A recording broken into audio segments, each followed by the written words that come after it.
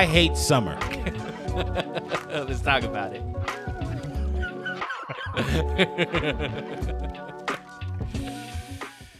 I hate summer so much, which is why I'm happy this year we don't have one. Yet. The day summer really comes is going to be one of the worst days of this year. I disagree. Yeah, because you're young and fresh now after eating all your fruit. Oh, my God. It has nothing to do with the way I look. Okay? It has everything to do with the visuals. I don't care because we live in L.A. And? We can get the visuals all year long. Man. The sundress visual is different. It hits different. I'm It's a fan. It's appreciated, but I wish I could be in a fridge watching the sundress experience instead of me having to be in this boiling hot weather. Nobody invites me to their boat. Nobody invites me to their trips at the waterfall.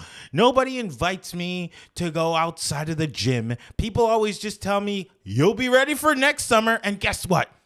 I never am. You know what's crazy, though? Maybe you need to stop. Maybe you need a different circle of friends. Cause Have you been on a boat? yeah. Who invited you? So when I was living on the East Coast, my mentor / business partner owned a boat. So I would go over there all the time. Out here in Cali, I just don't feel like it's as big of a boat vibe. On the East Coast, I think it's a bigger boat vibe. If you go to Newport Beach. Yeah. That's why I'm moving to OC. Wow. I'm going to meet some people with a boat out there. You know what they call the OC? What? A blue dot in a red pond. The blue dot in a red pond? Sorry. Or the red dot in a blue red pond? dot in a blue pond. Is the red dot an Indian slur? Absolutely. You don't even like being on boats, Kelby. You're so dramatic. I want the invitation. You want to be able to say no. I have a room full of Dramamine right now. You ain't even about that boat life. I actually went on a very slow boat. Uh-huh. Look, people don't know this about me. It's not that I don't like the beach. I don't like to be in the beach. Invite me to your boat. I'll take Dramamine. I'll be fine. Wait, explain that. You don't like to be on the beach, but you like to be. I don't like to be in the water. But what about the sand? I don't want to be there. So how do you expect to be helicoptered down onto a boat? You're so yo, you are like needy. Yes.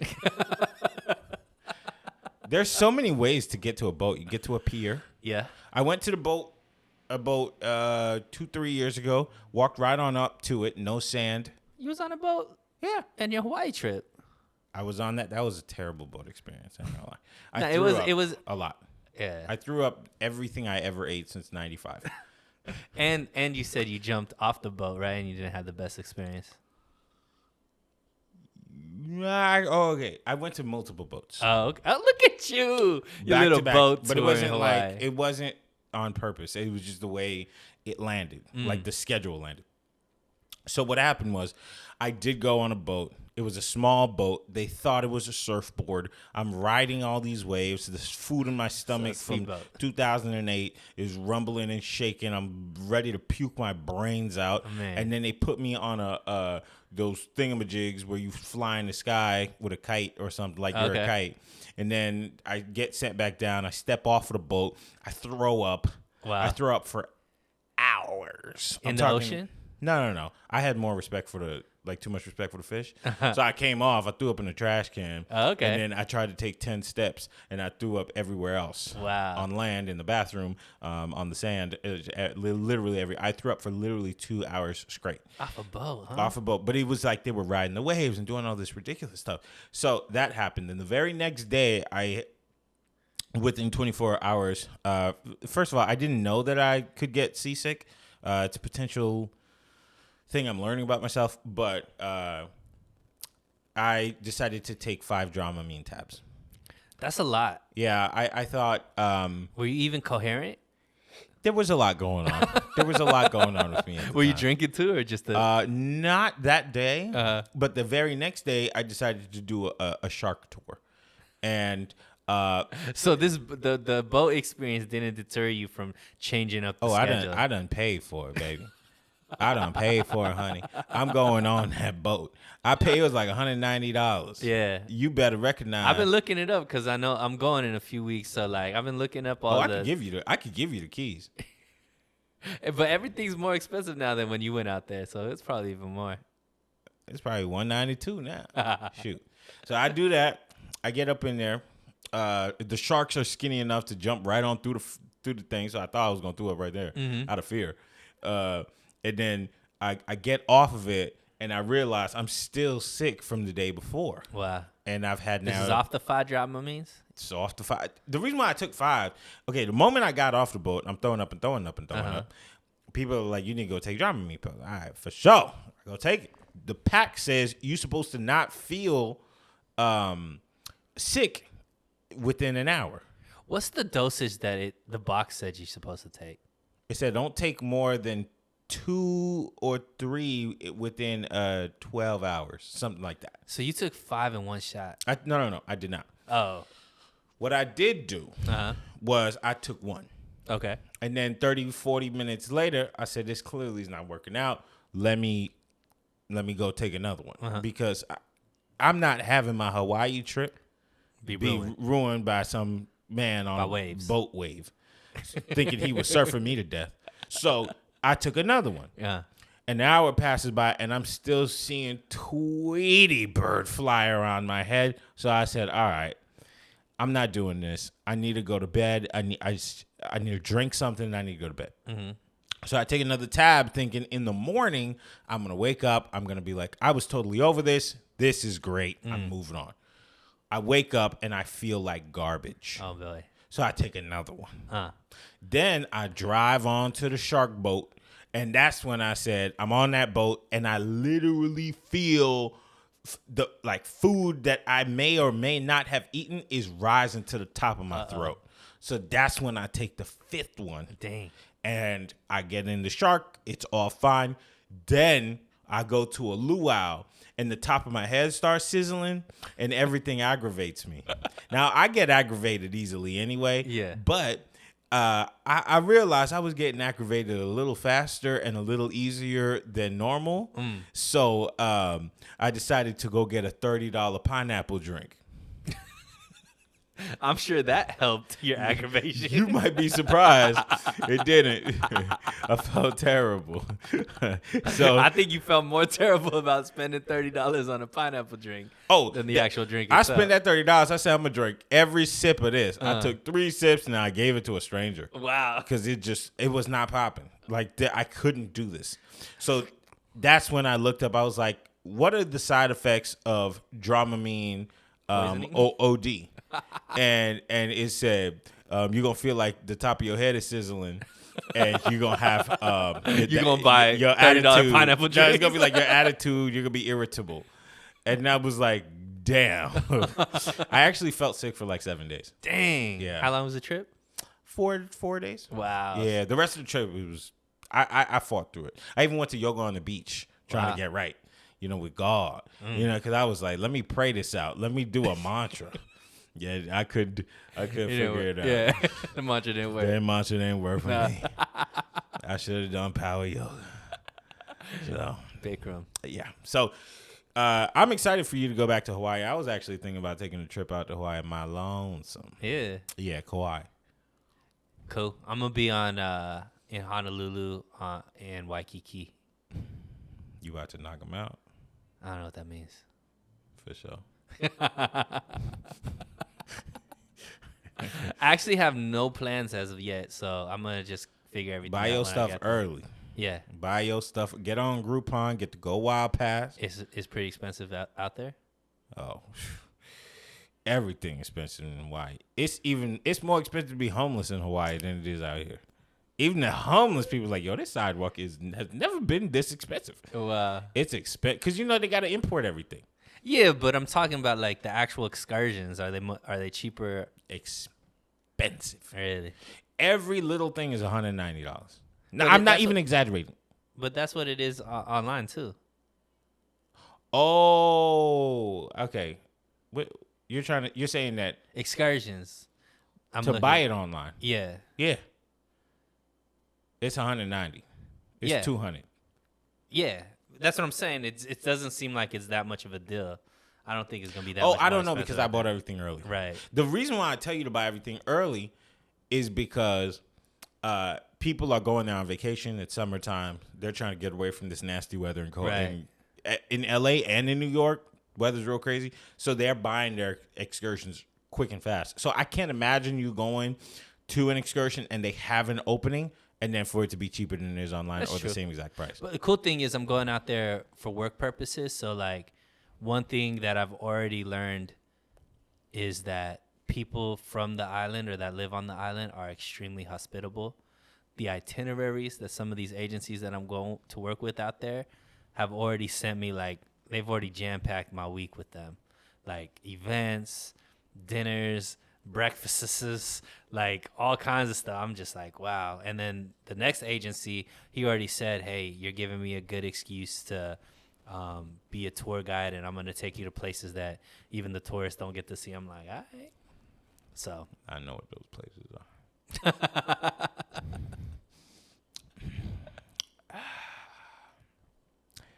Welcome to the show, everybody. right. Sunil will come back a father Oh my gosh. of a Polynesian baby. Hey, And I'm going to come back a Uso. they have hair. The Rock? He's half. All right, so lay it on me. Let's get the show started. What you trying to talk about today? So I saw something on the internet about, it says something about hip hop not having a number one hit thus far in 2023. So we're into June, and still not one hip hop song has reached number one on the billboards, which I don't think has happened in quite some time. So for the first time in 30 years, 6 months have gone by in a year, and not a single hip hop song has hit number one on the charts. I actually believe it's also not a single hip hop album has hit number one on the charts. So Andre 3000 had something to say about this. What do you think? Yeah, so let me pull it up what Andre was saying. I'm a big fan of Andre 3000, by the way. That's right. I mean, have you seen him playing his flute at the airport? No, Okay. Guess you're not that big of a fan. I have not caught that show. But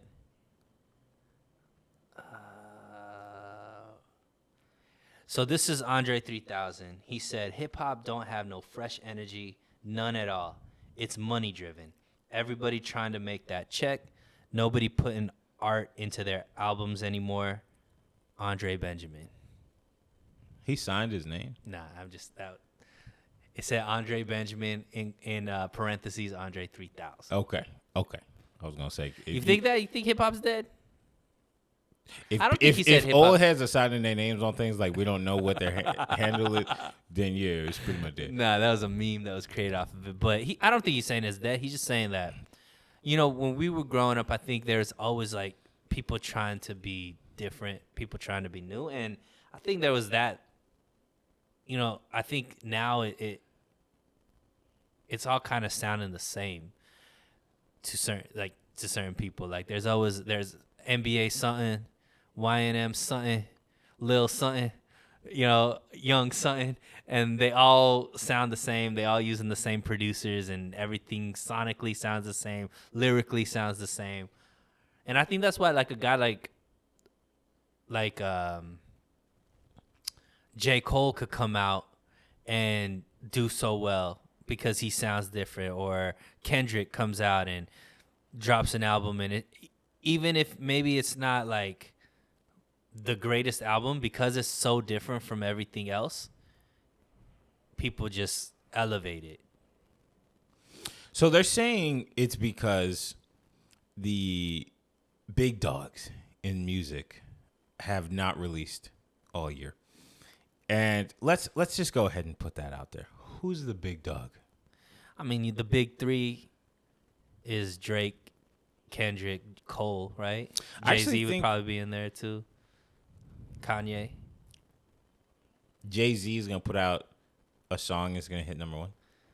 I mean, usually he does the feature stuff. So I mean, he'll have some youngster on there that helps the rise. Jay-Z is gonna put out a song and it's gonna be number one. If Jay-Z puts out a song with Beyonce, it don't go number one.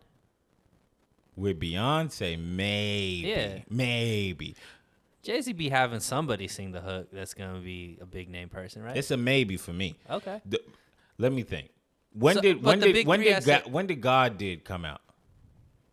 Last year? Last year? Yeah. It came out last year? Because it was on those award shows, remember? So I think it was that last year. All right, if it was last year, that still didn't hit number one. The big people in hip hop, we got to go Drake, Kendrick, Cole for now. Uh-huh. That's who I'm going to put for now. Now, Drake did put out an album last year, and I do think that the number one spot was taken by Taylor Swift. The album or his singles? Did he have a single that went number one? I think he did. I think I'm Too Sexy or something like that. That's from 2 albums. That's from 3 albums ago. Oh, maybe that Sassy one where all Don't the do beams. that. No, don't do that. Where he was egging Don't on do that. 21. It ain't sassy. Where he was 21 cheerleader. Just because he painted his fingernail, it ain't got nothing to do with sad. Don't do that. That's Aubrey. Well, you a hater. You don't think Kanye's not on that list? Nah. Kanye has the potential to be high on the charts, but I think his audience is large, but in a certain way still niche. So Kanye could drop a song and it does well, but will it go number one? Probably not. Unless it was a song that he planned for, because Kanye be dropping Lucy's. You know what I mean? Yeah. He be dropping Lucy's. So from my perspective, I don't think he really cares that much about the music enough to make a song that's good enough for it to be a number one song in this current climate. Like, he would have to go back to what was that album where he had The Weeknd singing all the girls in my I'm not the album guy. depression. No, But- it's gonna kill me. It's the one where he had the big song with Future. Yeah, it's not. I'm not gonna come up with the name. Oh my gosh, Life of Pablo. Life of Pablo. Thank Maybe you. I am gonna be the guy. That comes up with is the name. it. Goodness. Life of Pablo. Okay, so yeah, it would have to be something like that where he really cares about the music. Right. Like, if you really He has think about something it, to prove. Donda didn't do those numbers. Right. It did very well. I think it did hit, probably the album probably hit number one, but I don't think any of the songs did. But I think you could say that about even Kendrick's album. Did any of those songs go number one? I mean, I'd be surprised. Yeah, I think the album went possibly number one, but I don't think any of those songs actually hit number one. I don't and think so. I think the same thing with Cole too. Does Cole have songs that go number one? I think He, only. he had Middle Child. Middle Child went number one. But that was a couple albums ago, no? Yeah, that's a good minute ago. So, but I nothing think from Drake's. this news, I think Drake's the only. But what's interesting is, like, the girls have dropped. Usually, Cardi got a number one hit, and she hasn't. Nicki, has she put out? Megan, have they come out? Of course they've been putting out. Yeah. Cardi was on the Sexy Red song. Yeah. Nicki was on no. She was on Lotto's song. Yeah. Cardi's been putting out a couple of little Lucy's here and there. Nicki came out with Ice Spice. That didn't hit number one. Nope. I think I hit number 4. Okay. So it's a year of the women too. Yeah. In hip hop. It's the year of the women. And those anthems that they usually put out do go all the way up on the charts. Maybe it's just summertime. I think they go all the way up in the streets, but on the charts, because you got to remember the charts got a lot of whites listen. True, but do you think whites are gonna listen to Scarlett and Sexy Red talking about I'ma pop this and I pop that and I mean come on, twerking and stuff? Some of the whites, yes. How high did WAP go? WAP, I feel like was manufactured. But still, I mean, it's not one of them how typical. How far did Meg the Stallions when she was on that run? Were they going number one? Yeah, WAP went number one or number. But even like Savage or whatever. Yeah, I'm a Savage. That one went number one, didn't it? Yeah, but look, you have to think about it in like percentage wise, right? How many percentage of these songs that these women are making, not to say they're bad or anything, but those type of songs, those like more, sexual style songs, they have to put the biggest of the biggest together to make it make sense. Like Megan Thee Stallion had a lot of big songs with the Baby. She had that big remix with Beyonce. Her songs on their own don't do numbers like that. Not on the charts. They definitely going to be hood anthems. They're going to be hot in certain pockets, and they're going to be very niche. They're going to be TikTok certified. TikTok certified. They got all these kind of like little metrics, but as far as like mainstream, they got to put Cardi and Megan together for it to be these two blockbuster names with a kind of a blockbuster song. Like WAP sounds kind of like the same songs. Like I like to put it in the category like city girl songs. Yeah. Like the songs that the city girls are gonna make. That sounded like a star-studded city girl song, like one that they really sat down. They put the brain chemistry together. They put the pen to the paper. They really thought it out. Like, you think they wrote? Oh, they not them. Yeah, I was gonna say. When I say they, I mean everybody. You mean the machine behind it? Okay. Drake sent his writers. We know Smiley was out there right from the OVO sweatshop. We already know. Nah. Right. Cardi came up there. She said, "You know what I'm gonna write? Body," and she wrote that, and then Partisan Fontaine came in, wrote all the other words, and then Megan came through. Maybe she wrote half of it, and then Partisan Fontaine came through and wrote the other half. Yes, understandable, but they got to do all of that to get that number. They got to make sure it's viral. They got to make sure that it's. Oh, you think it's different for your boy Drake? School me, bro. You don't think that same thing's happening? You don't think that same thing's happening for Drake? As far as like Drake got a stimulus package in a different way. Yeah. Sort of. Here's why I say sort of. Okay. Number one, I think Drake had the best radio package in a long time. Mm-hmm. But now he's not really gearing towards it, because if you really look at Drake's numbers, he does incredible numbers, but not what he used to do. Yeah. If you think back to 2016, which I think he has the star power to still do. But there was an enormous campaign. There was dollars flying around for views. They had Snapchat filters, billboards. He was doing Jimmy Fallon, Saturday Night Live. They had him doing everything. Nowadays, honestly, never mind as example, is an Instagram post. Right. Hey, yo, check this out. 125, 200,000, 225, and that's it. Versus 7, 8 years ago, we talking about 990, 970, a million. Mm-hmm. This is different. So Drake also isn't making hyper radio friendly songs currently. Some of them can be like the sassy song that you was talking about that I don't necessarily. It's sassy. But you know what that song reminds me of? You know that meme of that dude. There's a guy rapping, and I think his boyfriend is like dancing on the side, trying to hype up his boy rapping. That's what it sounds like to me. What song? What are you talking about? It's like two white boys, and one of them is like rapping, and then like his boyfriend's on the side, like trying to hype up the crowd. Boyfriend? And stuff. Yeah, I think so. That's what underneath the comment said. Wild boy. No, wrong. I mean, that's what it reminds me of. But I think that Summertime Anthem still hasn't come out. What about the Diddy song? What Diddy song? Act bad, act bad, act bad. Yeah, I haven't heard act it. Bad, I don't think I've heard it. It's with one of the summer girls, the city girls. Oh, his city girl? Yeah.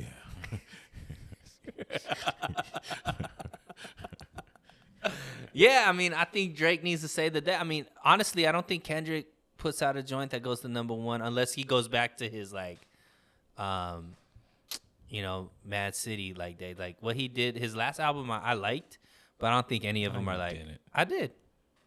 I can't tell you one song. I could just tell you how the songs went and stuff. Yeah. But I enjoyed listening to it. It was no skips for me the first time through. But what about the third time through? I don't think I got to a third time through. Then I started picking and choosing songs that I like. But yeah, I don't think that unless he goes into actually wanting to make like a single, I don't think He did. What? He dropped a single with his cousin. Oh, And it sounds just like Drake's song. here we go. It is Drake's song. Oh wow, he took it. You sensitive right now because I went at Drake a little bit with the sassiness. You like I got cape for my boy real quick. It is 100%. But it sounds just like the song from Honestly Nevermind. It sounds it's like the same beat, the same flow. I'll say this. I think the only person right now that I would feel confident that could go out there and do it is Drake. He needs to come out with he needs to find another Shiggy. He needs to write a song about a Kiki and make that summertime hit. I'm gonna be honest with you though, that was the worst album. Hey, but all of them went number one. Scorpion, to me, that like, and I say this knowing what happens when people say this, because just like Jay-Z, Aubrey be trolling on the internet, and somebody else put the same take out that they hated Scorpion, and Drake somehow, some way found it and commented under it. It was very random. Two non-colors of persons put put this take out, and I get it, right? But and as a fan, respectfully, that Scorpion album didn't do not a thing for me, except at the concert. When I went to that concert in 2018, I still got the ticket. I knew every word to every song. Not you saving Drake tickets like he was on a good date or something. I was. It was me and Ratman. Yo, and I went for free. Oh, boy. That's right. So he was a taken, man. That's right. Ratman paid? I was up in there, heels on, nails slapped on, everything. God. Yo, you walk around town without a case on your phone? Recently my case broke, so I need to buy a new one. Yeah, you got money. You got money. What was I gonna say? Yeah, I think. But do you think Future can do it? Yes. Future can, but he really is one of those that like it has to be the right song at the right time. That it needs to be an anthem. Yeah. And it needs to be now, summertime. Yes, but I feel like the whites have been taking over. But also, so Jack Harlow. Bad Bunny. Yeah, Bad Bunny. No. Not the whites in hip hop. I'm talking about what hip hop artists could do it. I know, but what I'm saying is, because you know Lil Durk tried his hardest, and he got the J. Cole on it too, and it didn't do it. You thought All My Life, I love that song. It's on repeat. Was going to be number one. J. Cole's on it. So? I thought J. Cole had that power. It's too rappity rap on J. Cole's part. And then on Durk's part, it's kind of thuggish. Not thug. I mean young thug. It's close. That's the best thing I could say. It's close, but it needs less lyrics. It needs more of just like a vibe. It needs to be a vibe. You know who can do it? Baboni. But is he considered hip hop? He could be, but maybe not because I guess he does a good reggaeton. All right. So, because I think he's probably already done it. This year, I don't know. That's something that we gotta look at. Yeah. But yeah, I don't think he's considered hip hop. That's racist. I just think that his genre is considered Latin or reggaeton or whatever. Just like we're urban. Yeah, but it's interesting. I mean, but let's go back to Andre 3000's comment. Do you think that that's true? Do you think that the issue is that everything sounds the same? Any girl that comes out sounds like the city girl music, like you said. Any guy that comes out sounds like Lil Durk, you know, like all of these like Lil whatever, drill rappers, Lil Baby, all these kind of things. Is the problem that everything sounds the same, so it's so saturated that nothing stands out to really get that push to number one? So my answer to that is going to be sort of mixed. I know we're not allowed to say that a lot of the girls sound the same. I know we're not allowed to say that. But I think in the mainstream push, because it's not true that all the girls sound the same, right? They got Rhapsody, there's Go on. Tierra Whack, Go on. all of them. They got all of them. That's different. You know what I mean? Them likes of them. You know what I mean? So And I say, uh anytime you just like, oh, yeah, yeah, all of them. Yeah, all of them. Yeah, I mean, you know what they were doing. So we got them, the Tierra Wax and them. And then I never even heard of that woman in my life. you ever heard of Tierra Wax? Nah. You know Rhapsody? Yeah. All right, so she like Rhapsody. So, so the Tierra Wax. Remy Ma. She different. I don't think Remy Ma really dropping music like that. I mean, when she did. Yeah, but I mean, so sure, she's different. But we talking about people who dropping right now. Okay. So I have a story to tell you in a second, but I'm gonna come back to it. All right. Those people do exist, but in the mainstream, who's pushing mainstream artists? Who are the big people bringing into their circle? We talking about Nicki Minaj is collabing on very specific songs. Right. Ice Spice. Ice Spice, and what kind of song is it? Like Ice Spice Booty shaking. raps, but it's Twerk music. yeah.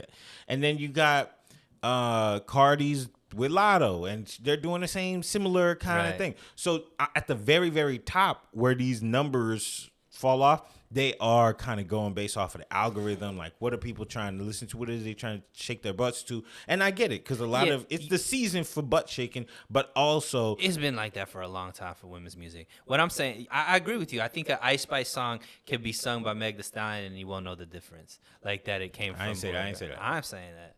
I'm saying like all of these songs are very extremely similar, same through line, probably written by the same people, produced by the same people, all that kind of stuff. Like, hey Keith, we got beef with you.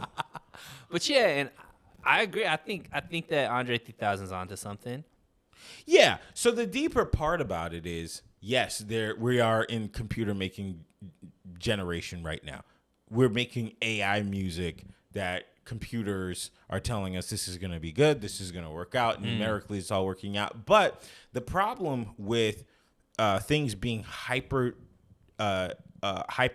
on data and trends is, number one, data can only tell you what's happened, what's currently happening, and make a projection of what's about to happen.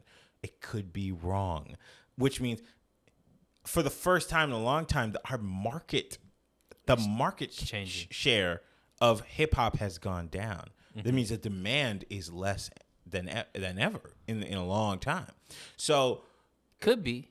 no, it is. Well, it could. The market share has gone down from like 28% to like 23%. But that doesn't necessarily mean it's not there. It could mean that because everything sounds the same, You've had enough. Yeah. Yeah. So what I was trying to say is why I said could be was if something new came out, if something that had more appeal or sounded different or resonated with people, I think that that market share would come back. Absolutely. I just think that everything. But it's also hard too. How do you get that? Well, that's where that's I think what Andre 3000 is talking about. Like, it's one thing to be able. It's one thing to be able to be a star. I don't think a star necessarily means you have to be good at the art. It means you have to have a certain appeal. You have to have a certain look. You have to have a certain story. You have to be marketable, all that kind of stuff. And then they're like artists that the art is what defines them. The art is what causes them to resonate with the audience, and people are not so much because of the art. That's what gets them interested in the person versus the person is what's interesting, and that's what gets them buying the music type of thing. Do you listen to Tusi? I'm really not I don't listen to a lot of hip hop anymore. He's R&B. Yeah. I don't know. I listen to a lot international stuff, to be honest. My playlist is mainly international stuff. Um, still Pop Smoke. Yeah, not a music globalist. Yeah, I am.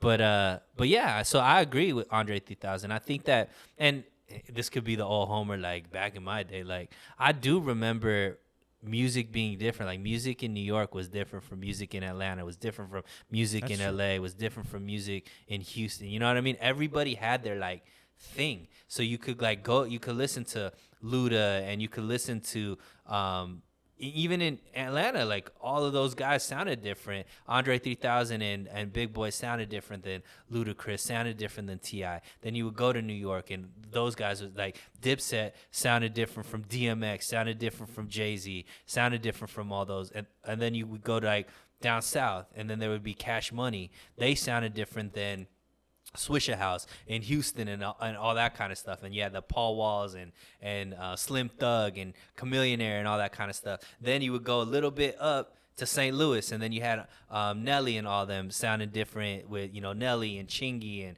all them dudes were sounding different. Was my God. Yeah, Chingy was hot, right? And then you go to LA, and then you had all the LA music with, Death Row and Aftermath and all the Dr. Dre people. So.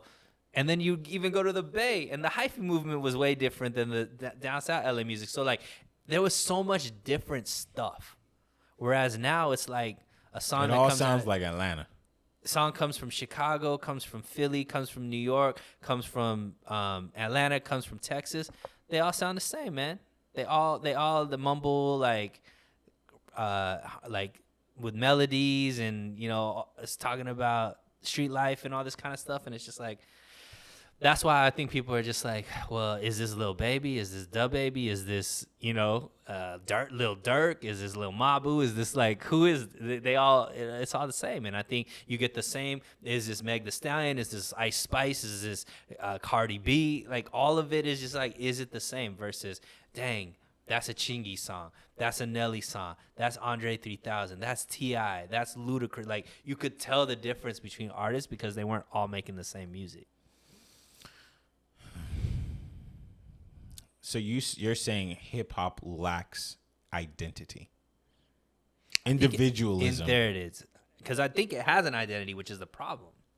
Yeah. Back in the day, the identity was rep for your city and do something different. What separates you from everybody else? That's true. That's not what it is now. Even Jack Harlow. Yeah, even Jack Harlow. Jack Harlow sounds like Drake. Yeah, that's what I'm saying. Like Drake. Even Drake, I don't think is doing anything different, but he's just really good at making music, right? So that he can make a song that will just sound great, and he has the grandfathered in star appeal that his stuff will go. Mm-hmm. But I agree with Andre 3000. Like, what's the last new stuff that you've heard? Like, that was like sonically different, lyrically different, all of that kind of stuff, and there isn't. I mean.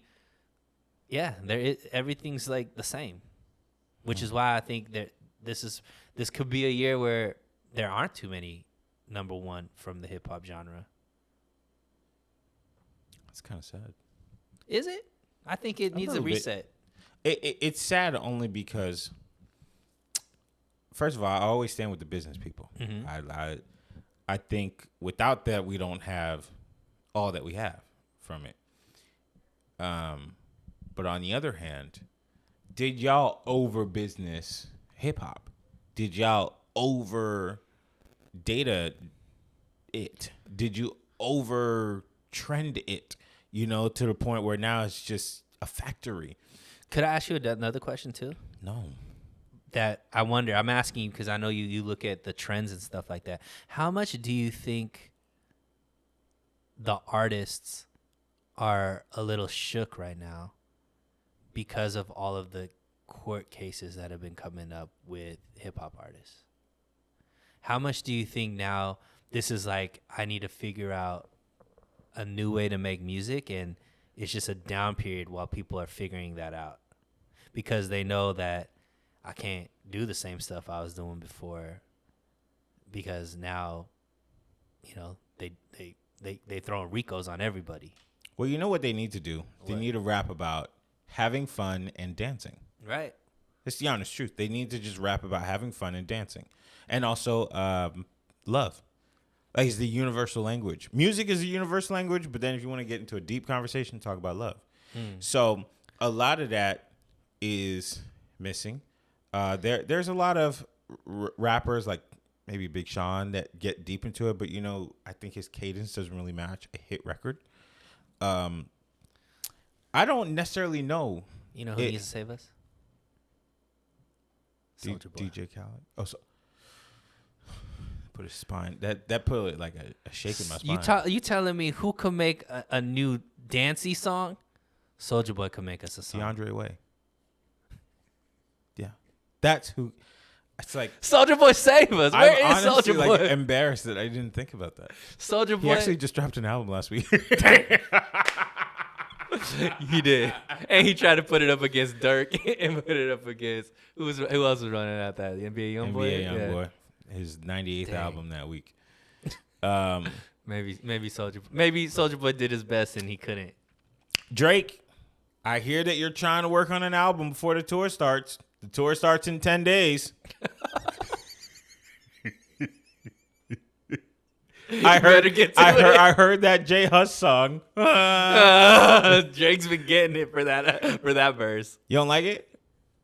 Bruh, that's probably one of the worst Drake verses ever. This is the magic of Drake. He puts out a song. Chat GPT wrote that verse. Listen, I'm gonna give you the magic.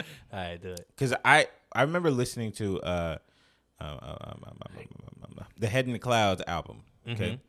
And I remember turning it off, and there were some songs that I was just kind of like, I think he said 12 words in that song, right? But then all of a sudden, I couldn't get that verse out of my head. And I think the magic of Drake is knowing that people don't have the capacity to remember too many lyrics. So the first time you listen to it and you feel a little bit empty, you feel like, man, where's the rest of it? But then the 6 or 7 words he said start creeping into your mind. And then you play it and you play it. And then a month or two later, somehow, some way, it's a hit. Just think about it. Just think about this. That Come and Rescue Me song, not hot. A lot of people say they don't like it. The numbers that it's doing and did on Spotify are out of this world. Sure. It's on everybody's playlist because they force it down your throat. So it's I have hummed it. Yeah. Well, you're I can be critical. No, I can be critical. All right. Sure you can. I told you I don't like anything off of Scorpion. But you still found a way to love it when you were in concert, so. I went to the concert for free. All right, whatever. Scorpion was I'm going to have me a good time. And when I played it in the car, I was like, this did not hit the way he was singing it. Nah. Yeah, I mean, I think a summertime anthem needs to come. Or I think that it's sad because you might be right about people can't remember lyrics, but that wasn't the case in old school hip hop. People would remember all the lyrics and be rapping all the verses and all that kind of stuff. You might not realize that it might have been just the perfect amount of words. I don't know. But all I know is people were knowing songs more than just, you would know verses more than just hooks. Now I think you just know the hooks. You don't really care about the verses. That's true. And that's TikTok's fault. TikTok's fault. It's these artists buying into it, and I think that's what Andre 3000 is talking about. It's overly done. The business is overdone. It's people are just worried about, and it's kind of what you just talked about. He said that people are just worried about what makes the most money versus taking a chance on making the best art, regardless of what the commercial appeal is, and that is the business overtaking it, and people focus more on the business of things. And I can't blame them if your livelihood is dependent on, music and it making money and it be popular and stuff like that. You got to kind of do what's hot, but Drake doesn't need to. Drake doesn't need to. I think Kendrick tried to do something different because he doesn't need to, and I think that did really well. J. Cole doesn't need to. Drake tried something different. Everybody hated it. The dance? Yeah, honestly, never mind. But I don't know if that was different. He tried to catch a wave. That's what I'm saying. Like, what's the... No. Okay. All right. How do you try to catch a wave? Dance music is like new. That's not like EDM and all that kind of stuff. Isn't like the biggest thing in the streets. I don't think it's the same. Okay. Because Of course, because your boy did it. no, because I'm thinking about the timeline. He did it the same time Beyonce was doing it. Not true at all. Okay. He did it, and then Beyonce did it. Oh, you don't think he knew Beyonce was putting out that type of album? Of course he did, because Okay. he wrote on that album. Right. But I'm just saying, timeline-wise, he did it, and then Beyonce did it. Okay. I'm They were just doing saying, it at the same time. they're doing it at similar So times. it's not. It's not the same time. It's exactly the same time. No, it's not. Albums don't. It's not like, oh, he put an album, and then all of a sudden Beyonce started writing her album after Drake. No. I'm just saying, They knew it was being done.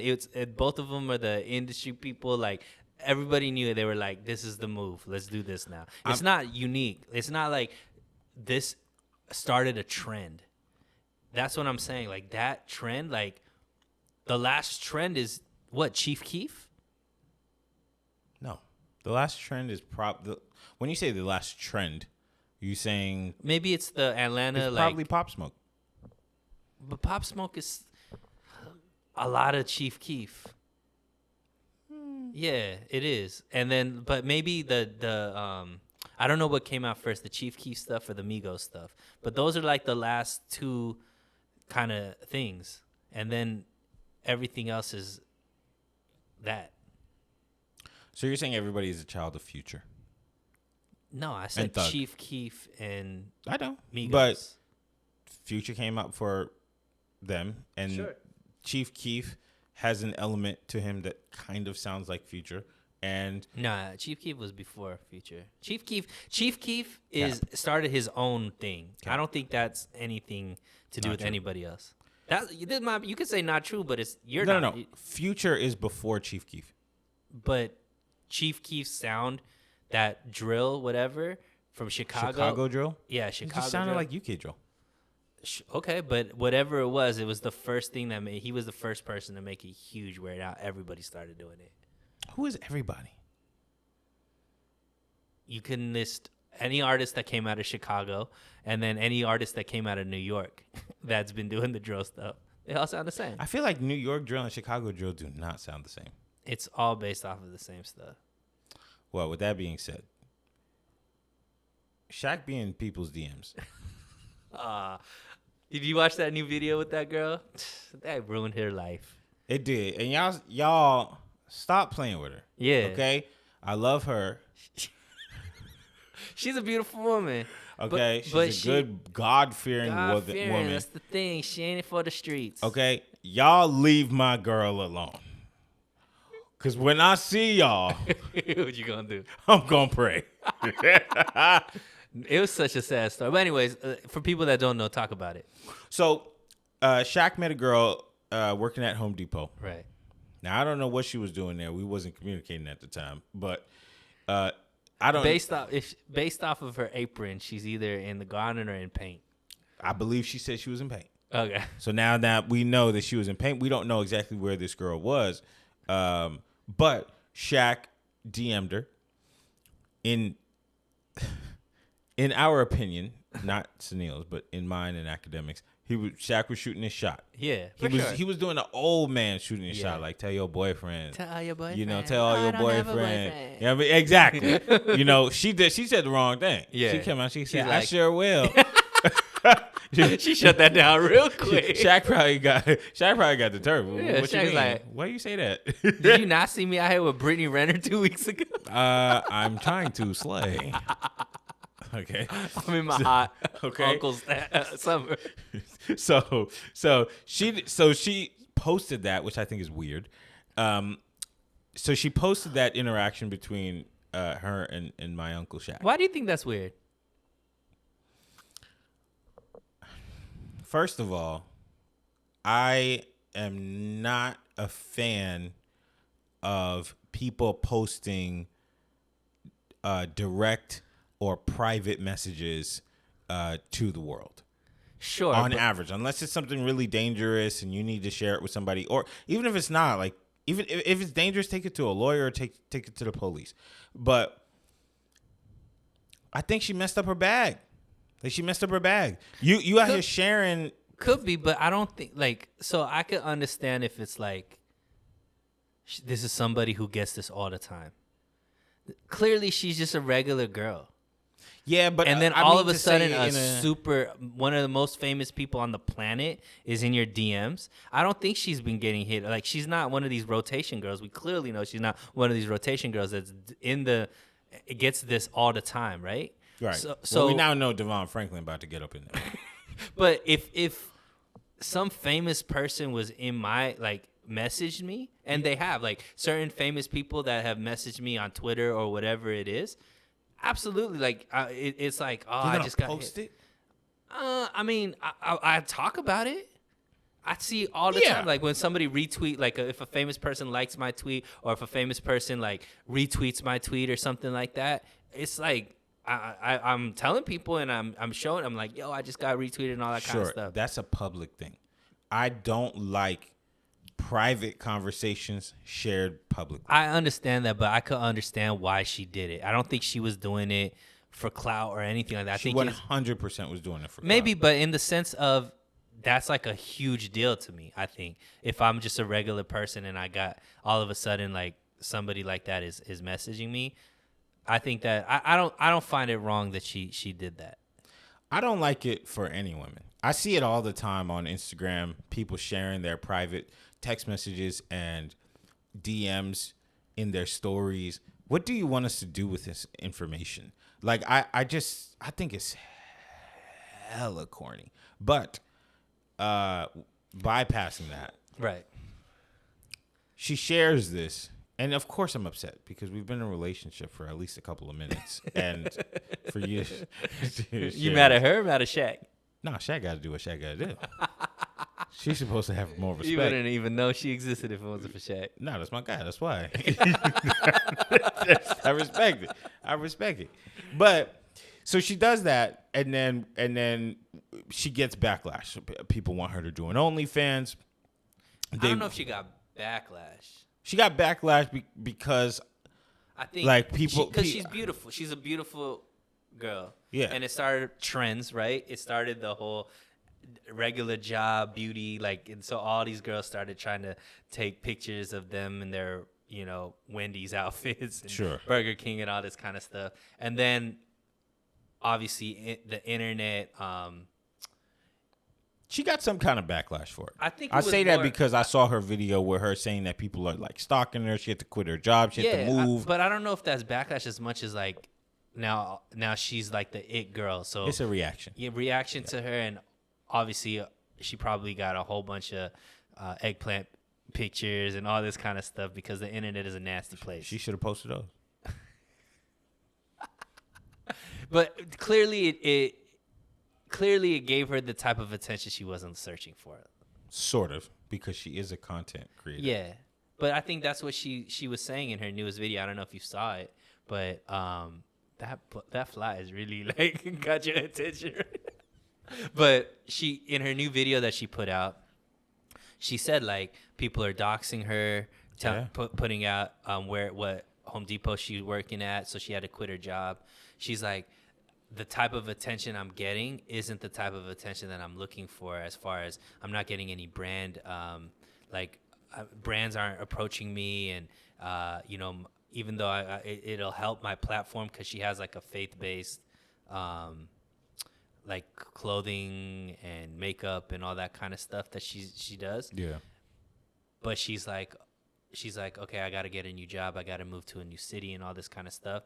And she's like, maybe this is, God's plan or whatnot. His divine intervention. Right. But I think, to your point, the clout she was looking for was maybe it would give her more of a following. Instead, it just gave her a lot of, sexualized attention. Well, there's a lot you can do with that, my friend. And if when you we want to talk, lean into it. Yes, but yes and no, because amongst the big roar of attention she is getting, inside of that is going to be her niche audience. Right. So she's just going to have to just take the chisel to the rock and create from what she's given. So, yes, this may be weird, but let me take it 10 steps back. Shaq was 100% shooting a shot. I saw your video. You said, nah, he was just being nice. No, he was being nice to Smash. Who said that he was being nice? She said. She was like, oh, he wasn't shooting. He wasn't trying to get with me at all. No, he found you on socials. He could have said all that stuff face to face. Yeah, and they kept to pushing with his paint. Yeah. He didn't do any of that. No. He saw you and he said, I'm about to get that. Right. And he probably, Shaq, he probably was breathing hard and he said, Shaq didn't deserve that. Shaq, that's my don't guy. deserve that. No, that's my guy. Shaq been losing weight. No, that's my guy. Yeah. 7'8". Dude, the altitude up there alone, messing with his vision. His vision seems to be clear. Yo, he making girls famous off of DMs. I'm just saying, okay. Off of missing, and Shaq ain't always known for making all them shots.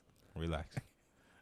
This must have been a free throw. Shaq need to stick to the layups and the dunks. Yeah. He needed like Brittany Renner. I think he thought this was a dunk, and then out of nowhere, He found out it was a she free has throw. morals.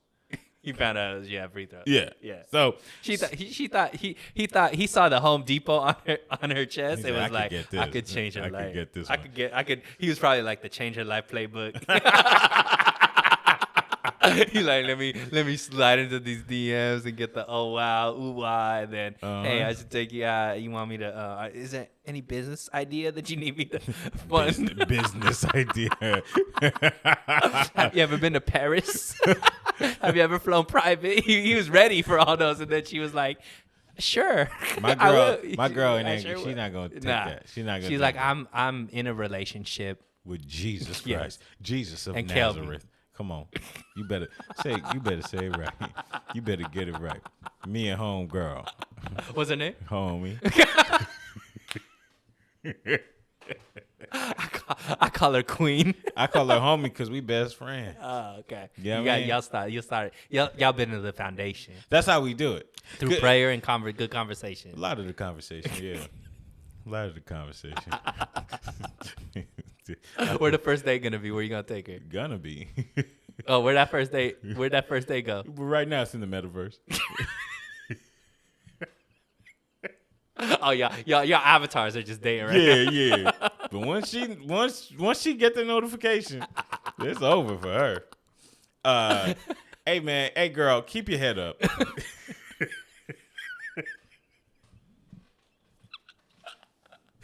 Keep your head up. All right. Oh, You're gonna be man. all right. Let me know if you need anything. Don't let any of them get to you. Yeah. You let all your boyfriends know. The Kelby got you. Yo, one more thing before we get sentimental. Have you heard about this IG girl? Her name is Rocky. No. All right, so she's an IG model. I love her. And her name is Rahky. So she's from Van Nuys, Okay. but she was in like Mississippi or Missouri or something like that. I think it was Mississippi. Oh, no, I'm sorry. She was in Alabama. She was found with, Hey, Rocky. yeah, but type in IG model found with $2 million of cocaine. This one? Yeah. Yeah, that's her. Oh, I can see why you love her. Oh, I love her. I found out about her today. She But was in Van Nuys? she's from Van Nuys. Oh, okay. She's a rapper. She's a model. But Uh-huh. she was found with over $2 million of cocaine. Uh-huh. And Clearly it wasn't hers. whose was it? The clients? Clearly she was set up. Well, I would ask what maybe she thought that she had $2 million worth of Sand? sugar. That's it. In the floorboards. Maybe she likes Fermenting baking on it. the side. Yeah, she's fermenting it. Like Listen, I always oh, wonder. it was hidden in her house. Yeah. Oh, dang. You want to bail her out or something? I'm or- like, well, maybe that was there before when she bought the house. Maybe the foundation was already set. Oh, yeah. That's it. If you want to pull money together to bail her out, there's two of them, but she's the main culprit. I'm down. Was the house in Van Nuys? No, it was Alabama. Oh, she in the South? Yeah. I can't help her. No? Nah. You don't go to the South? You don't do the South? I love the South, but Okay. but she already spoken for it, probably. She don't need us. I feel like she does need me. Why she need you, Kelby? Tell me. What could you do for Rocky? I could introduce her to Jesus Christ of Nazareth. Okay. That'll help. It really will. Because, Yeah. I mean, She'll have they a lot say of if time. you have 1 kilo, I want to say, Uh-huh. or 100 kilos, that was like 200. So that if you have 100, you could do 25 years. So she's doing 50 years. She'll have a lot of time to get right with Jesus. I mean, just imagine all that time, such a pretty girl. She'll never let Van Nuys. All of that stuff. I mean, it probably would have happened to her too, let's just be honest. It would happen quicker. Yeah. It happened 3 years ago. You would have seen Gavin Newsom himself at your door. Like, yo, we know what's happening in your floorboards. Just go ahead and open that up for me. And go ahead and get in this car for me real quick. He's gonna do this, and then he does it. He does the cocaine. Right, himself. he like sells it himself. Yeah, exactly. Sells it.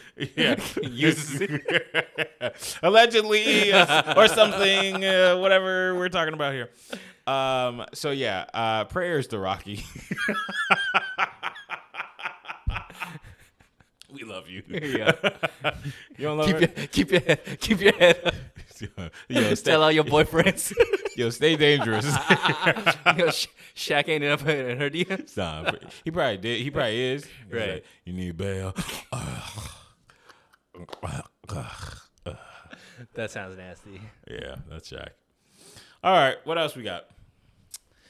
Give it to me straight. Yo, I got a question. Answer. So, do you ever have like Talking to the cravings mic, for my man. food? Go ahead, one more time. Do you ever have like cravings for food? Like, what's your go-to craving? Like, if you're like, what's something? Because I know obviously it's gonna change depending on the mood and all that kind of stuff. But what do you notice is, on average, the type of craving that you have? Like, oh, I want this right now. So Food-wise. to answer your question, yes, I do have cravings. I did not become a 300-pound man without having cravings every day, all day, and giving into them 100% of the time. Got you. All right. So now that we got that clear. Okay. So what do I give into? The number one craving in my life, and I'm going through a very difficult experience with that right now, is Diet Coke. Really? So it's a drink It is a drink. and diet over regular Coke? If there's one thing in life I hate, and I mean that, capital HAT, is lazy people. The number two thing is regular Coke. Got you. I hate regular soda. I hate it. It makes me feel terrible. Even like Sprite? Do you think I drink pins and needles for fun? I don't know. I love Do you think I drink the metallic, like, Yeah, you drink Diet Coke. TV, like when the TV is not working, and then I in drink form? That's what a Sprite is. Like, it's just you putting Oh, it's like the just sliding down my like, throat, where's he going? giving me cancer. oh yeah, the Diet Coke, real healthy. Anyways, go on. Yeah. What about Diet Pepsi? So this is controversial to say, but Diet Pepsi actually tastes better than Diet Coke. The issue with Diet Pepsi is it got too many bubbles. All right, go ahead. So you said Diet Coke is the craving. I'm talking more food though. All right, so start with that. I will often crave a very specific cookie. Like if it has like caramel or macadamia nuts or something like that, or like an oatmeal raisin cookie. Interesting. I really don't know you. I would have gone completely different. What would you think? Burgers. I eat enough burgers to not crave them. But I feel like I've seen you eat a lot of burgers. I thought that would be because you be craving them all the time, so you just eat them. No, I feel like burgers are crossover food. So, and this might get like, listen, I'm not a nutritionist. I'm not anything, okay? I'm just a tall, large man, okay? I'm going to say this Don't at him. in the kindest way that I can say. Don't at him. Okay. Burgers are very healthy. Could be. Depending on what kind of beef you use. Yes. So I say this because a lot of gym rats, I'm not saying healthy people, okay? I'm also going to retract the statement that it's healthy. It's like things that healthy people eat that you may think are not that healthy. Right. They can be healthy. Yeah, they can be. So I used to make my own burger for years. I used to make sweet potato fries, make the burger. It just messed up my kitchen and all of my stuff. But nowadays, it's just on autopilot. It's one of those things that I eat that I know, like, this isn't the worst thing that I can eat.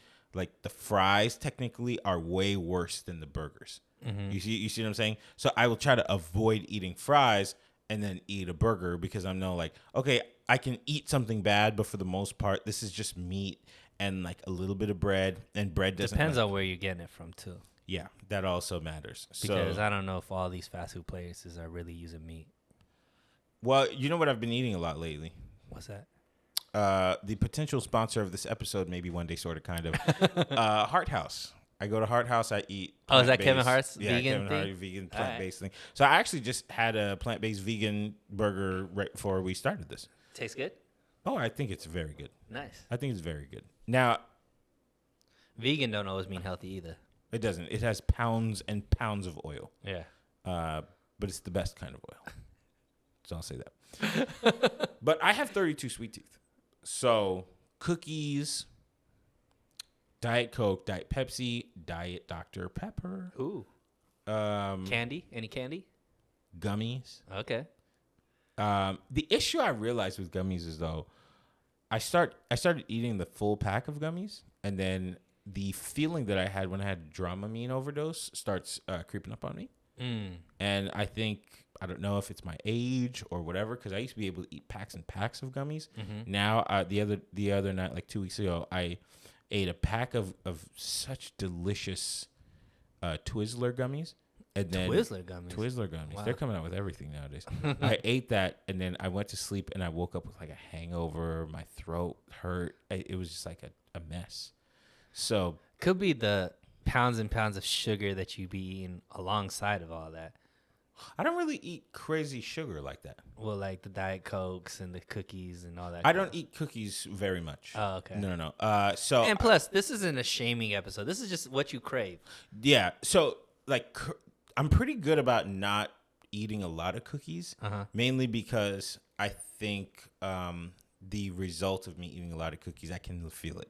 So I'll crave it, but I won't necessarily buy it. Mm-hmm. Diet Coke, I drink it for a couple months at a time, and then I can go about a year not drinking it. Because like when I drink it a good enough amount of time, I no longer need it. And then like I'll taste it and be like, this is not hitting. So then about a year, sometimes it takes a year and a half for me to drink it again and be like, oh yeah. That's so if you out at a restaurant and you don't want to drink water, I'll get a lemonade. Nice. Yeah. So everything else, like I'm kind of like a dog, where I can eat similar things every day, and then it won't bother me. Nice. What about you? What do Indian people eat? I don't think I speak for all Indian people as far as my cravings. Whenever I crave something, it's cheesy with meat. So like a cheesy pizza, gordita, like pizza, carne asada, fries. Like so, it's usually like pizza or Mexican are like my two go-tos. Like now, obviously, I crave a lot of different things, but as far as like mostly is gonna be pizza or like Mexican food. Is this drunk food? Nah. Drunk food is Del Taco for me, so maybe. But do you prefer Del Taco over Taco Bell? Yeah. Sick. The only thing I like from Taco Bell are the Mexican pizzas and the chalupas. Chalupa is like the folded bready. Oh, the thicker, like that stuff is amazing. Yeah, it's like Taco Bell's so menus. Well, they used to have these BLT tacos that were so good. They got rid of that. The 7-layer burrito was bomb. They got rid of that.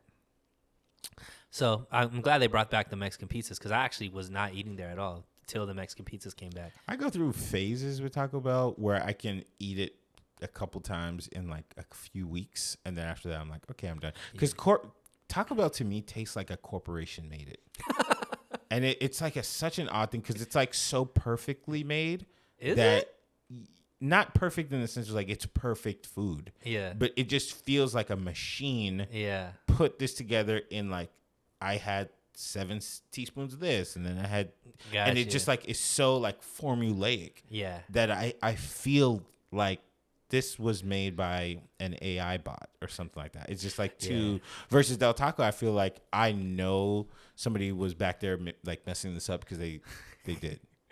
Yeah, Del Taco definitely has different flavors. And they have the best burritos, I think. They have so many different options. Sometimes Del Taco is real nasty to me. Ain't gonna lie. Yeah, it's I mean, nasty anything sometimes. could get real nasty, but I could. Except for McDonald's. I haven't eaten McDonald's in like. I think the only thing I've eaten from McDonald's in the last like decade has been apple pie, and that too like probably stopped on getting gas like on a long trip. But there's nothing I eat from McDonald's. Oh, you just think you better than anybody. Yeah, I am. I am better than McDonald's. I'm not too proud to say it. Yeah, no, McDonald's. Like who eat there for real? All right, I got another question. I have another answer. McDonald's. It is restaurant based because we're gonna stick to food. You want to treat yourself, and I know you baller on a budget, but let's say money isn't a. Don't tell people that. I'm wise. Wise with your money. But if you want to do something nice for yourself or for someone else, what's like the restaurant that you enjoy going to? So I have this fond memory.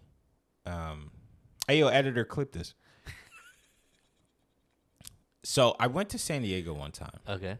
And I went to this beautiful Mexican kind of fusion restaurant that I literally cannot find it again. Like I've tried to look and find it, but I can't find it. But it was this gorgeous, it made you feel like you were in Miami. And I had this beautiful steak there. And it was way more expensive than I really needed it to be. Mm-hmm. But the experience of it just being gorgeous and the drinks and the people and all this stuff, it really just felt like they picked up a part of Miami and just dropped it in San Diego.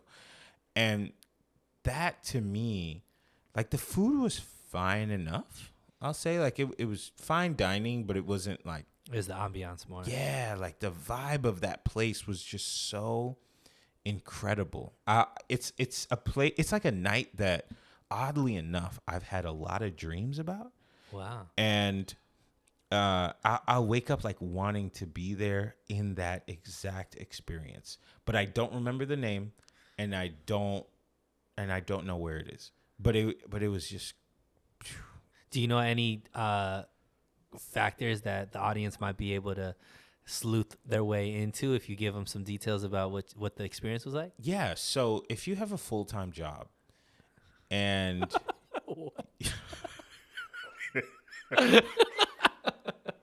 I'm only saying this because I don't want y'all to think that y'all could just go in there and spend $20. Mm. Like if you have a full-time job and you are out of debt and you saved your money, oh God, go to this place because the bill legit was like I remember the bill. Well, that's not saying much. No. It's saying much for me because I only remember anything that's over $250 proportionally. Like I'm not gonna remember me paying $200 for 6 people. Like for something that costs $600, like $200. Yeah.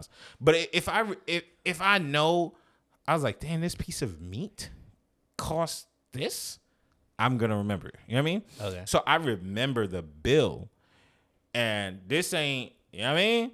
I don't even know if it's still open, but it's in San Diego. We've gotten that far. At this point, it's there's this very beautiful French-like hotel in San Diego.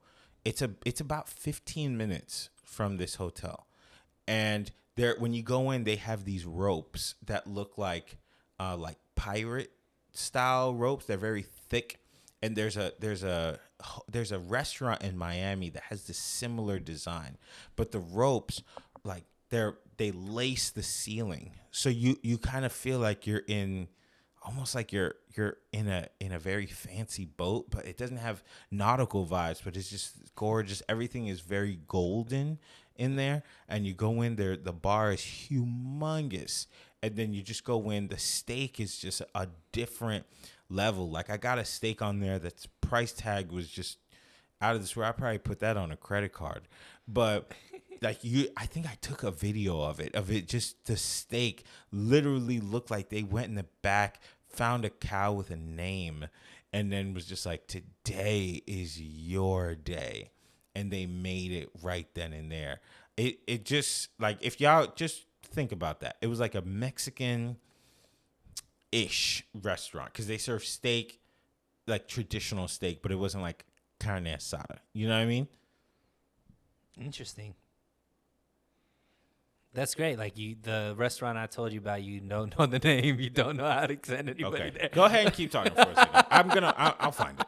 Hold on. No, but I was just trying to think, like, because that's not some place that you could go back to. What's a restaurant that you could go back to whenever you wanted to? McDonald's.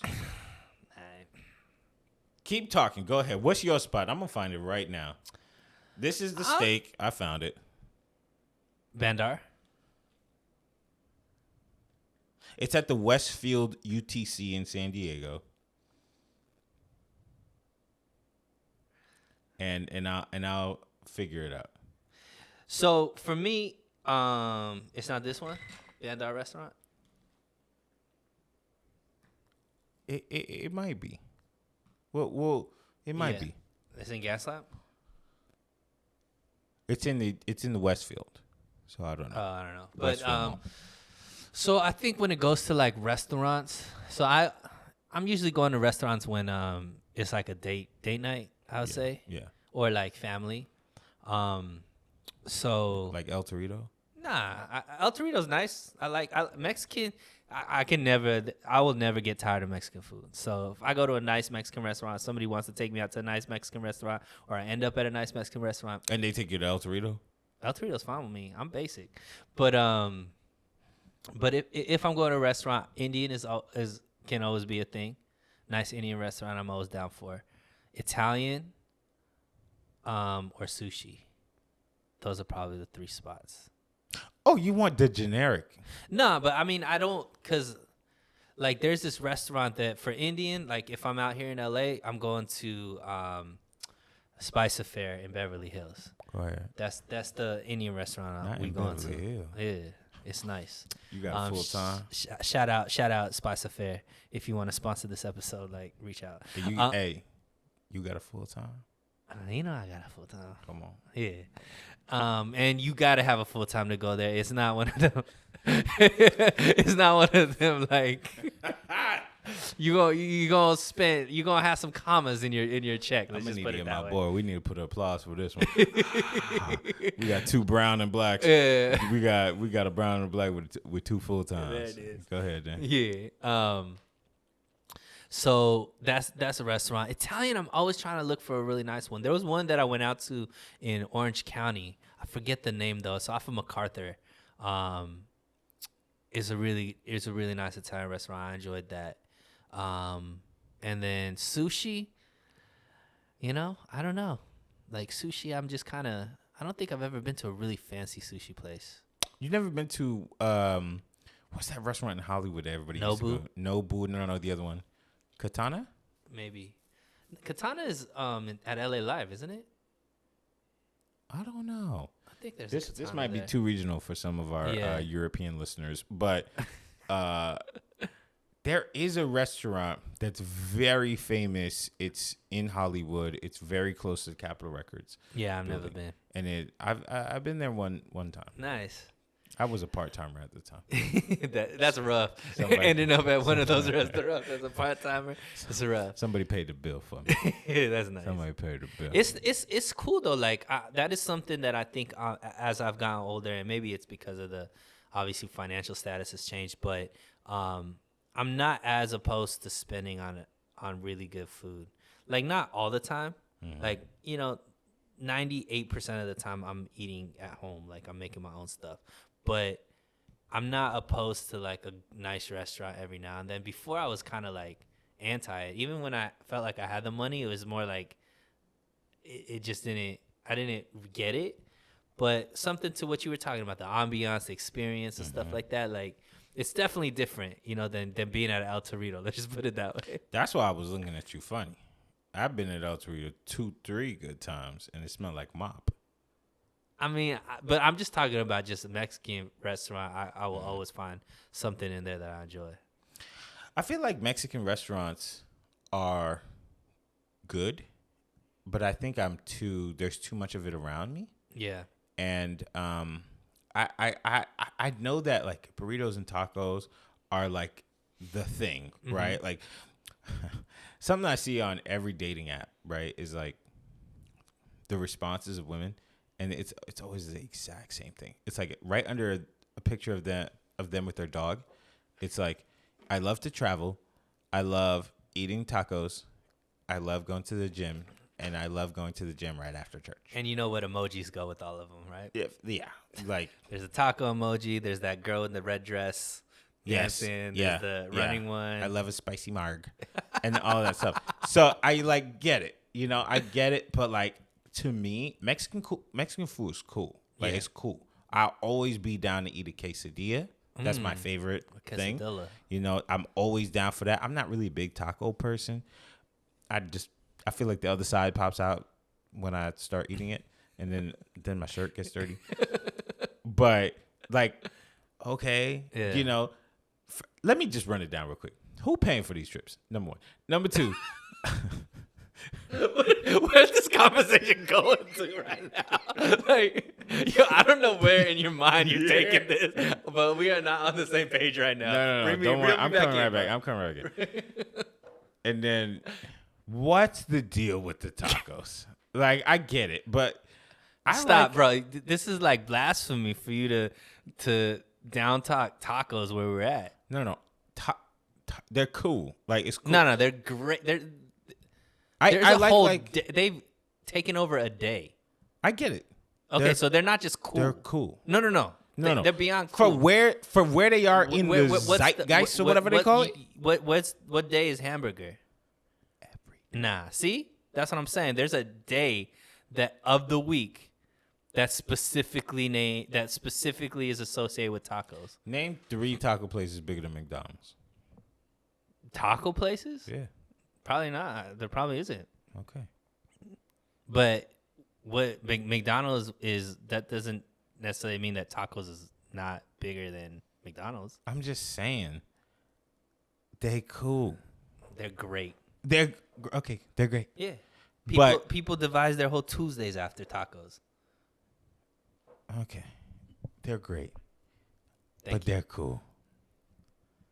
And I feel like ChatGPT has gotten that. Like, ChatGPT wasn't even out when Taco Tuesday was a thing. Taco Tuesday has been a thing. I get it. For centuries. Nah, I'm sure even in the Roman, in the Greek they times back when there was Achilles, they were like Taco Tuesday. I don't know. Ever since there was a calendar and there was a Monday and a Tuesday, it was Taco Tuesday. It's cool. Like, I actually do eat a fair amount of tacos, but I don't eat the ones that people want me to eat. Okay, I'll eat like crispy chicken tacos, which I know probably sounds terrible, but it's just sounds like easy. something that McDonald's put out. Okay, that's a Del Taco. It's a Del Taco exclusive. McDonald's puts out the snack wrap. Okay, but it's cool. Like, I feel like the taste of Mexican food is like something that is so normal to me that I just can't even, I don't see the crazy hype, but deeper than that, I think maybe because on average, just like Chinese food, if the place is too fancy, you're probably not about to get great Mexican or Chinese food.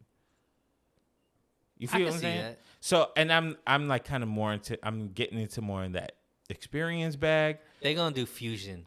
Yeah, gets and fancy, whenever it's it's not gonna be fusion, exact- it's not gonna it's be like it's authentic. not authentic. Yeah. Now I did go to a Mexican fusion isk. It was Mexican food, but it was like fused somehow with Oaxacan food, even though it's Mexican as well. In Austin, Texas, and it was more Tex-Mex? fantastic. Like one plate that we bought was $75. Paid for me. Just so people know. Yeah, I mean, like Mexican food's interesting because the best food's gonna be off of a truck, or at some place that you feel like probably hasn't passed health inspection like Facts. 3, 4, 5 times. But that's what you're looking for. Exactly. Right. And I feel like that experience is cool in some cases. But I think the food is just amazing, bro. Like, you can mess it up, but and you could tell, okay, this is not great. But when you get great Mexican food, my mouth's watering just thinking about it right now, bro. We used to have a Mexican place, right? It was like one of those checkers where you just walk in, they don't have an inside. And I remember this might have been like 7, 8, 9 years ago. The tacos were like 75 cents, maybe. Wow. And me and Redman, we used to get like 10 each, because it was so cheap. And, Right. This is the same time that Popeyes had the 2 for $1. So we'd spend $10, get 20 pieces of chicken. So much food, right? Oh, man. I mean, Felt like kings. still feeling like that. Yeah. But I used to eat that, and that was probably the best taco. Like, they had kids working there. So they like. Oh, it's family run. Yeah. That's like kids work. Yeah. Well, I can't really be sure they're all from the same family, but like, it was so delicious. And then somebody ran into that business with a car. And nah. it went out Hopefully of the business. kids are all right. You'll never know. But yeah, like ambiance is definitely something that as I've gotten older has been more important. And I think that also kind of the extras, like it's not just the main dish. Like I've started to enjoy side dishes. Like knowing what's a good, like how to pair this with that type of stuff. Like, I'm a pretty basic, simple dude. So like this is all kind of new to me. So some people might be listening and like, what are you talking about? Like it's always been a thing. But like for me, it's like I'm used to ordering like stuff that all comes together versus like appetizer, then main meal with, choose the sides different, like you could, all that kind of stuff versus this all comes in the meal. Like rice and beans comes with whatever entree. Right. For me, I lose myself a little bit when I don't see the number of the order. It's like, is there a picture for this? Yeah, like I'm just sitting there like, do you guys have like a number 7 here, or like what's going on?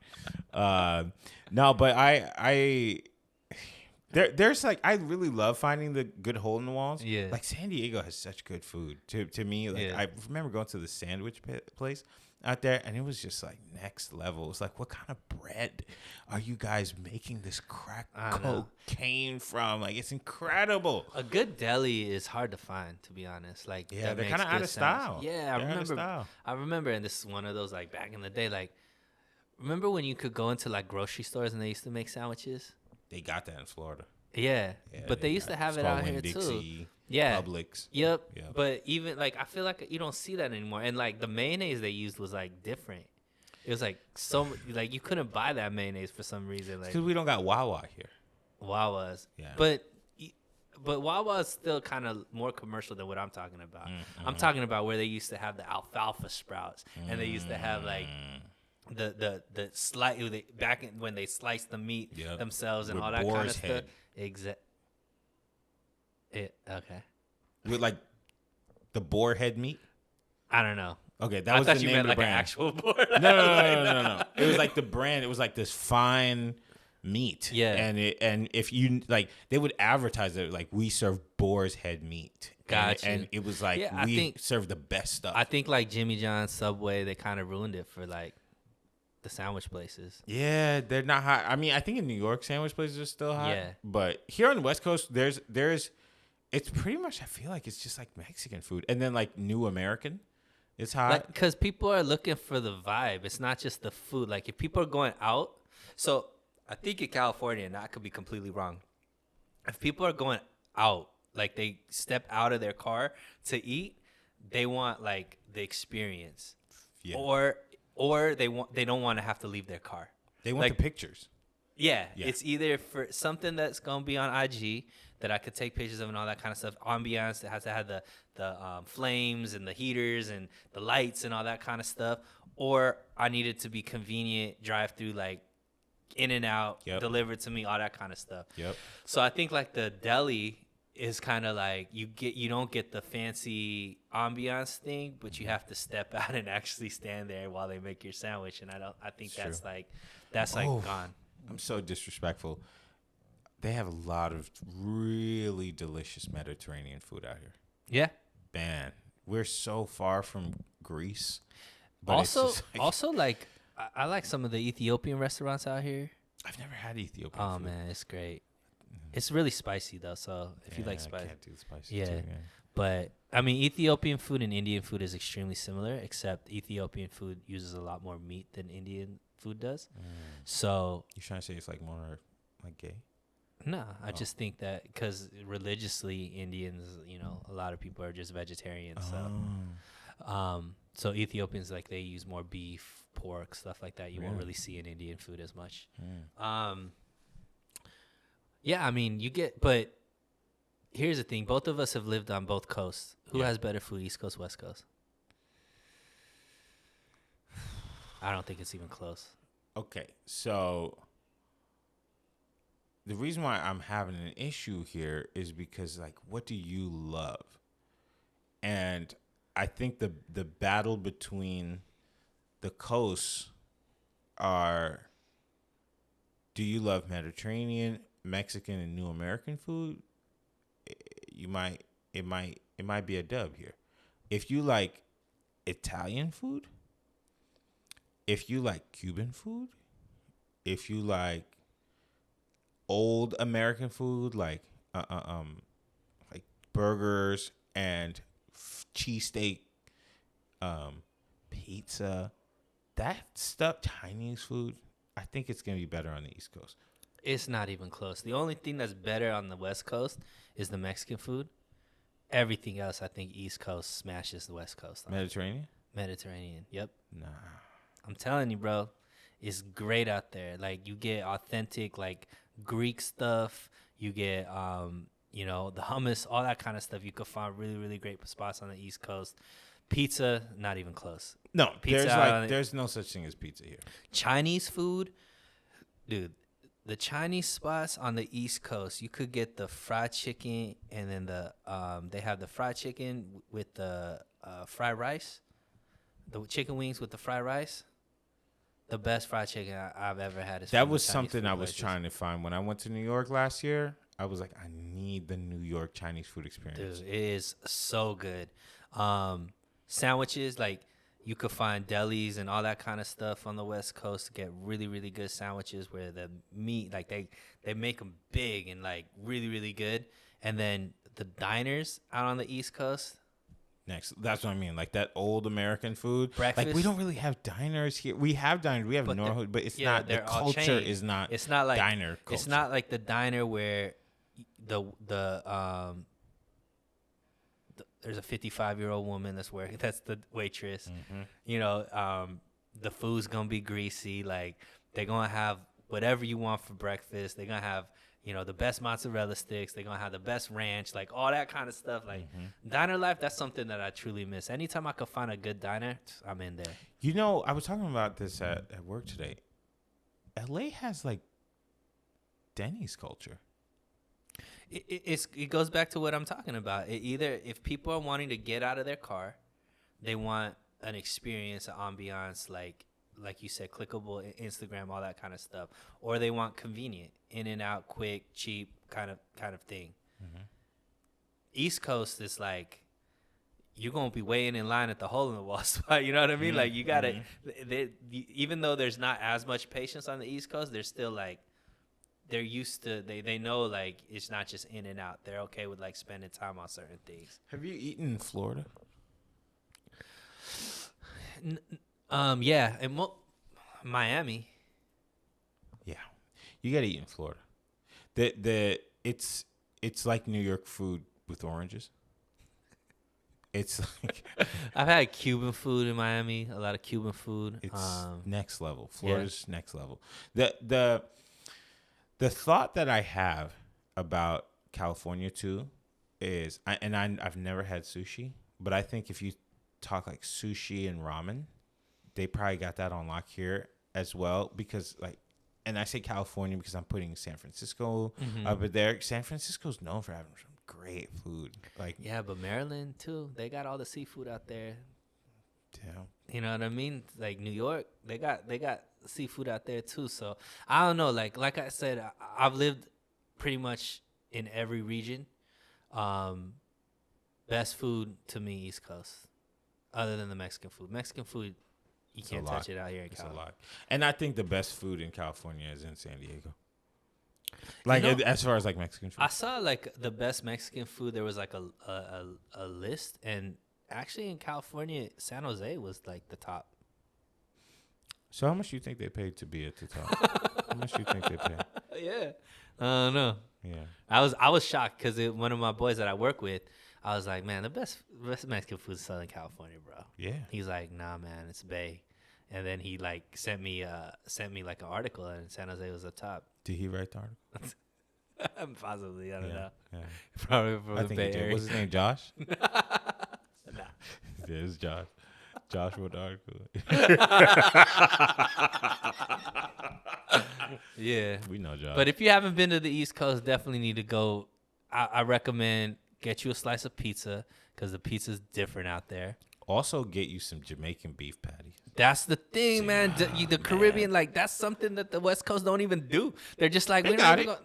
But it's not like that. You got to find it. Yeah. It's not like everywhere. Oh, out there, it's everywhere, man. Yeah. It's everywhere. You're going to find you some beef patties, bro. You're going to find you some. Yeah. And you're going to have the best, like, lemonades in that spot, too. Asian food. Yeah.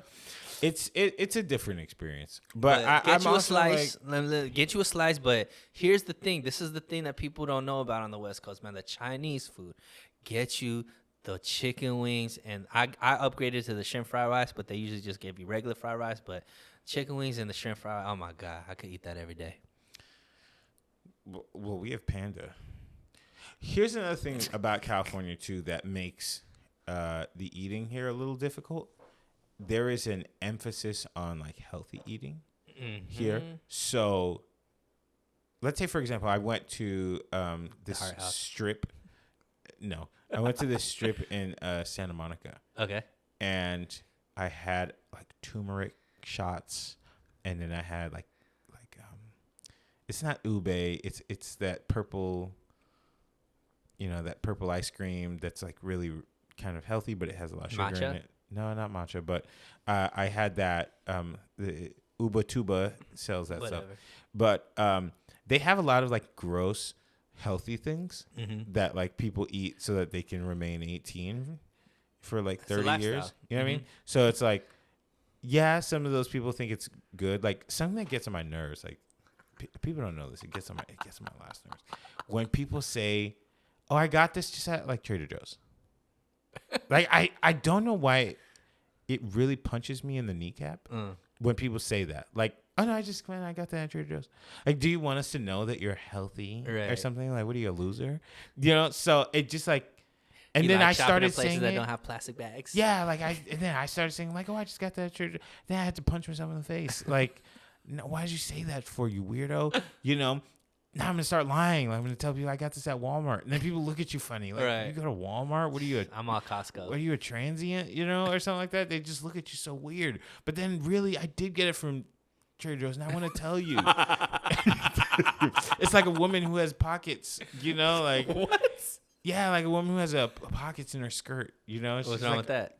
No, they want to tell you. They want to tell you, got like, you. yo, got I got this. pockets. And then the next level to that is like Gelson's. Like, oh, I just got it at Gelson's. Or like, what's the Erewhon? Like, oh, I just got it at Erewhon. That's the equivalent of a woman who's wearing a skirt that has pockets and she got it from Ross for $12. Like, I have this incredible product. It has pockets and I got it for a really good price. Right. That's like saying, yeah, I just got it from Erewhon. It's got 17 calories. And then it's got electrolytes. Like, who freaking cares? You know, I hate that stuff. But that's California for you. It's Right. Green turmeric shots and slime, and you just be like, well, I'm gonna make sure I have no wrinkles forever, and that's why the food's disgusting. Yeah, I wouldn't go that far. I just think the East Coast has better, like more. Okay, I was kidding. I think the East Coast has like more options. Yeah, like you guys have Philly cheesesteaks. Philly cheesesteaks, like I said, all different Caribbean stuff: Puerto Rican, Dominican, Jamaican, Haitian, like you said, and you could find it. Like here, you gotta search that kind of stuff out. What else you got? What's been on your mind, man? What you been deep thinking about, other than hating summertime? I hate the summer. Like, if there's one thing. There's a lot of one things that have been going on in this If episode. there's one thing I hate, it's the summertime. But what do you want to know? I hate a lot of things. Nah, not talk about hate. Just like what's been on your mind lately? You know, a lot of it is not to be shared, but because prison. Oh boy.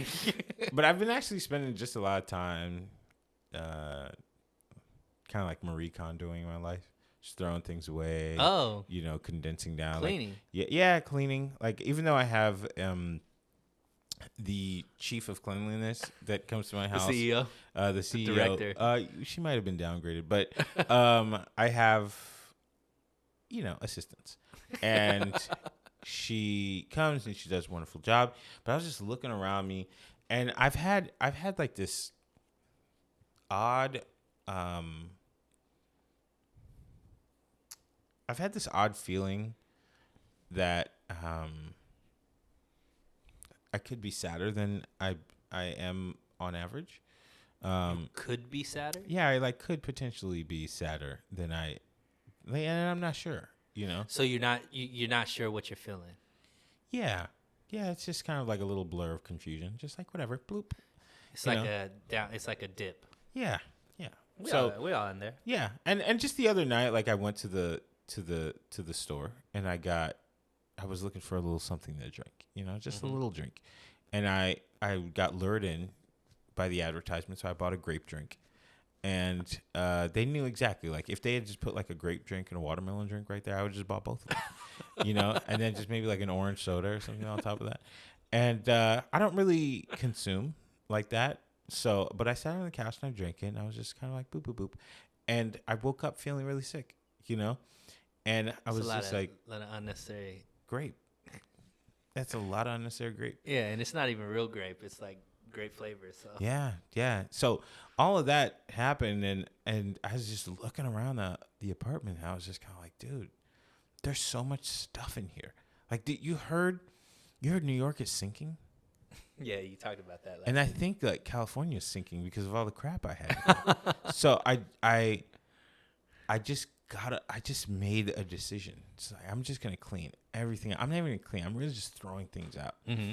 And I didn't really read. Like, we had 2 Creole seasonings.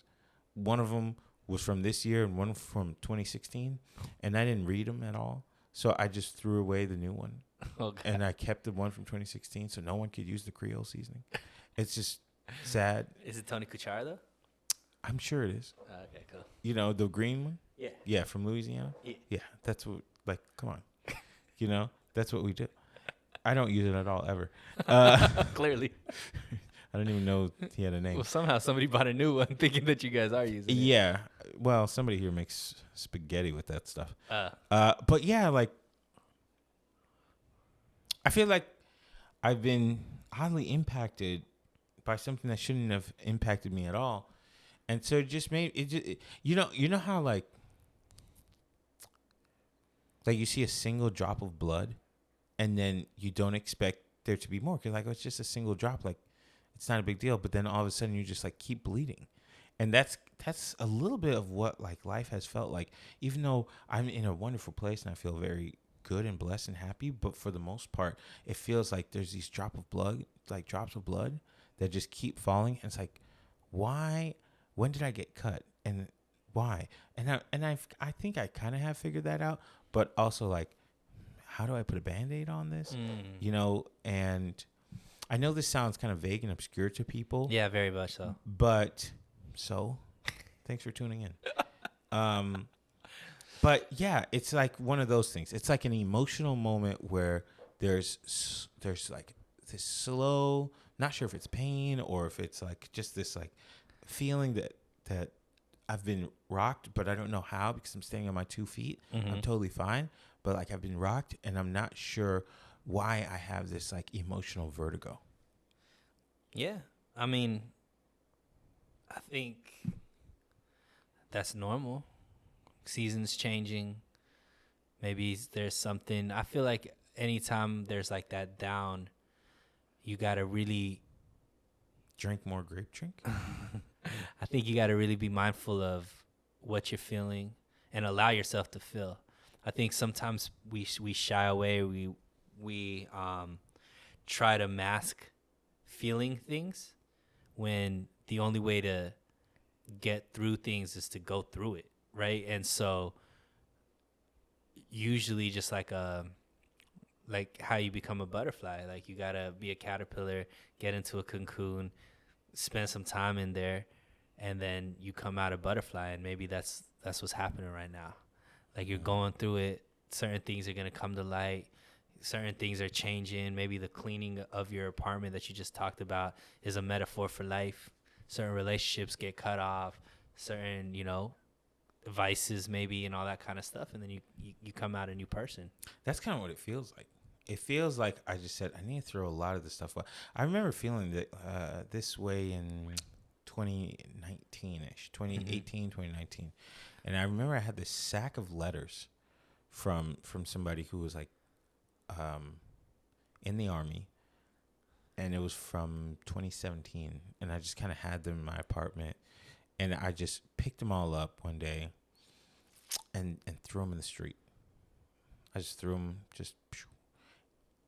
And while I was cleaning or really throwing everything away the other night, I found at the bottom of a drawer 2 letters that slipped out of that bag. Mm-hmm. And I read them and I was like, boy, what a time. You ever just forgot that those moments existed in your memory bank? It's not even so much that you forget. You just like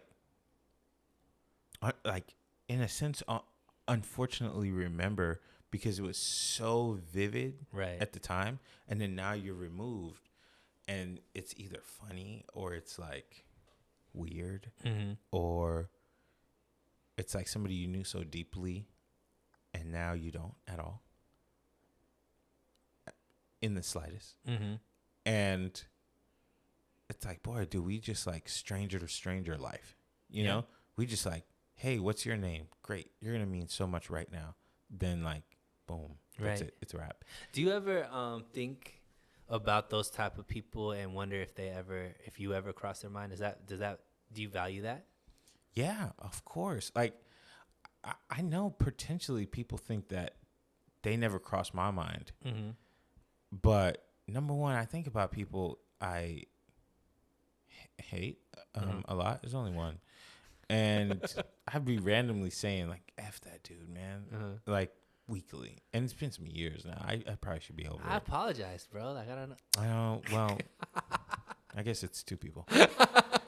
But I don't hate him. But I just didn't like what he did to me. So I just like, ugh, But then there's so many people that they do cross my mind and they don't know that, because when I've had the opportunity to speak to them, they will say like, I didn't think you ever thought about me. And I think a lot of people think I'm not a human being. Like I'm kind of half robot or something, which I kind of get, but I'm not. You're not very emotional. Or are you showing of emotions? Yeah, it's very hard for me to do that. Like, what do you want to see? You know what I mean? What do you want to see? And so people do cross my mind. I think about them oftentimes, like randomly. It's like one of those cravings. Like, let's say out of nowhere, you just, oh, I'm craving chips. But then it's like that person pops in, and they stay there for a little bit. They stay there for like a week or something. I think about them all the time, just like, what happened, things that we experienced together, all these. I don't know if it's emotions or if it's more just memories. Yeah. That just pop in and then they fade away. Do you think that people think about you in the same way? I think, yeah. I think some people. I think there's some people who don't, but I think there are a few who think about me and that'd be honorable. Like I hope so. That's interesting. Yeah, for me, like, I'm not somebody who lets a lot of people into my life in a certain way.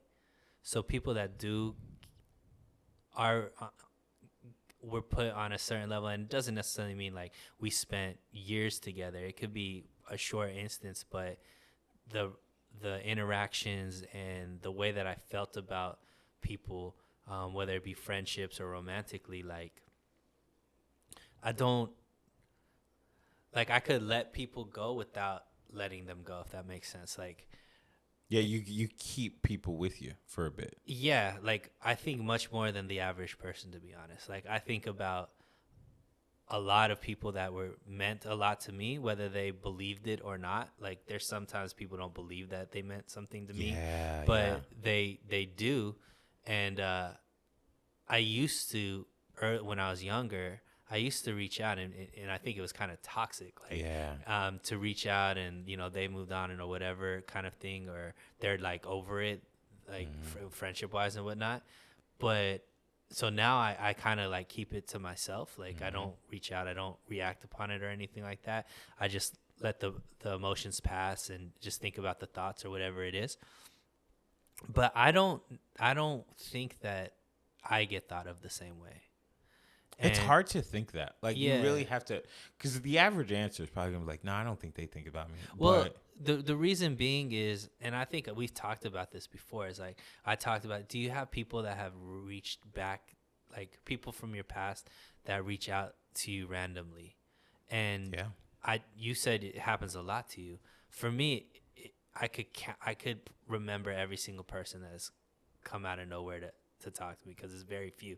I could count them on one hand, and it's so meaningful for me because those, like, when people get to a certain place with me, like, even if it didn't work out, like it could always go back to, we could be cool. Like, if I saw you, it would be like I've known, like, nothing, we didn't skip a beat type of thing, because I have that kind of feeling towards people that I've let in a certain way.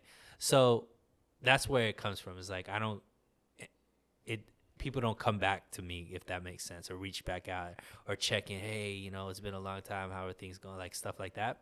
So that's where that comes from. But I agree with you. I think most people don't. It's easy to think that people just forget about you. do you ever get like secondary heartbroken, even though something has happened a long time ago, but then the effects of it, you feel it like way later? I mean, there's like random. So there's times where I'll be like, where I could get really sad, like, especially I notice it happens like on weekends, like Sundays, when I don't have anything going on, like, and I'm just laying in bed, kind of just like chilling. It's not the actual event that that, but I could create a similar event that has happened to me in the past and think about it like it's completely fiction, but it could make me sad.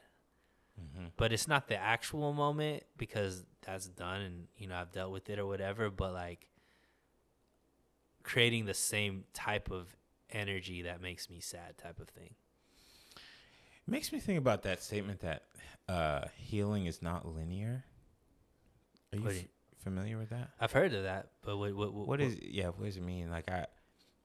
So it just means like some days you can be impacted by something that happened, and then you can go for a long time just feeling totally fine. Mm-hmm. Then out of nowhere, you get impacted by it again. Yeah. You know, and it just means that it doesn't mean every single day you're working towards the final day when everything is perfectly fine. Mm-hmm. You know, and then it's perfectly fine forever. It just means like for the rest of your life. Like I had this very interesting conversation with a man, an older guy. He was 63, I want to say 62, 63. And he was telling me he was divorced, and that divorce hit him hard. Mm-hmm. And he was like, you know, before I married my wife, when he was 25 years old, 23, 20, between 23 and 25, one of those. He was like, I went out on a date with 75 women. Dang. Yeah. Boy, spent some money. Yeah.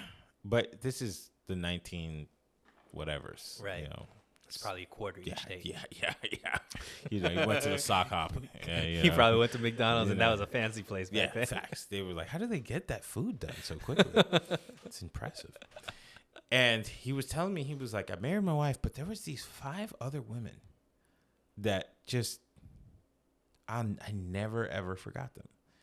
And we went down the list because he was looking for a new mate in life. Uh-huh. You know, he's like, look, I can't keep just getting on this divorce every day. It's something that plagues him every day because he didn't want to get divorced. It wasn't his decision. But he was like, I need to move on. And I remember these 5 women from 40 years ago. And I remember if I married any one of them, it would have been, it would have been totally fine with him. Mm-hmm. So we went down the list, and it reminded me, because you can see some of the pain of that choice that he made, where he was like, this choice that I made ended up in such a just crummy ending. Wow. But the joys of what those other women brought me, why did I choose this one?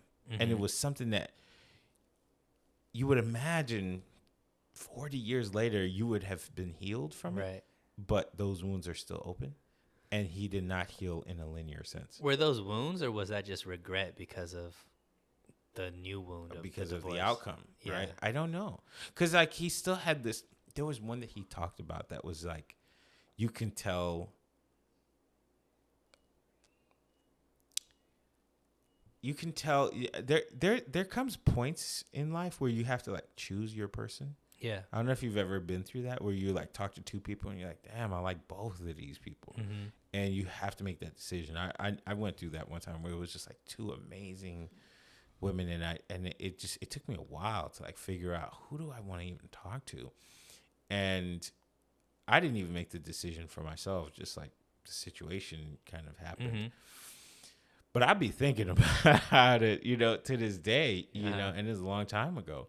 But it's something like that like, is it regret? But also it's like, I really liked that person, you know? Do you feel like life is predestined? Or do you think it's choose your adventure? I think it's choose your adventure. Yeah. Yeah, I think so too. But yeah, I mean, I think